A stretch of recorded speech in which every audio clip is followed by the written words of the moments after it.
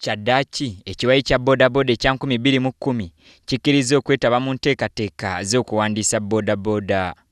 Bano nga bakulembeddwamu paatoni waabwe Abdallah Kitatta bagamba nti kino bakituuseeko oluvannyuma lw'okukkaanya n'abali mu nteekateeka eno.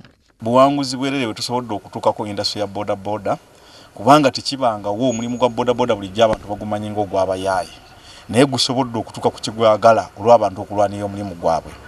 Nti tewabangawo agreement gye twakoze mu butuufu twagikoze na gavumenti, ekintu kyasusse ne KCCA twagikoze na gavumenti. Mu bimu bye bakkiriziganyizzaako kwe kulaba nga abavuzi ba bodaboda bawandiikibwa wadde nga tebalina bodaboda za bwannannyini. Twakkiriziganyizza nti omuvuzi wa boda agenda kwerigistalinga ng'omuvuzi wa boda mulimu gwe.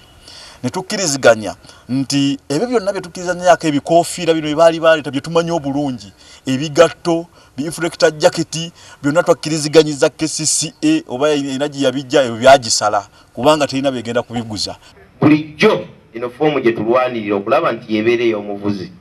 Olwo lutabaalo twaluwangudde nga tuli wamu nammwe. Yagambye ekola ku registalinga kokka, ebisigadde tuddayo okumanya kiki kye tugenda okussaako. Bino byonna babitadde mu kiwandiiko ekiteereddwako emikono okuva mu kitongole kya KCCA. Kati bakwenyigira butereevu mu nsonga za bodaboda so si KCCA okubasalirawo nga bwe gubadde. Ekyo twakikkiriziganyizzaako KCCA terina mulimu gwonna gwegenda kukola nga terina bakulembeze ba bodaboda 2010 mu kintu kyonna kyegenda okukola mu bodaboda okubira ddala ku masiteegi wansi eteekwa kubeera n'abakulembeze ba bodaboda okusalawo kye bali bagenda okukola kyonna.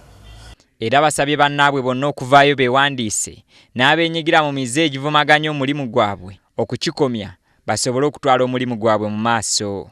Okuwandiisa bodaboda kwatandika nga 10 omwezi guno ng'abagoba ba bodaboda abasinga bamaze dda okwewandiisa.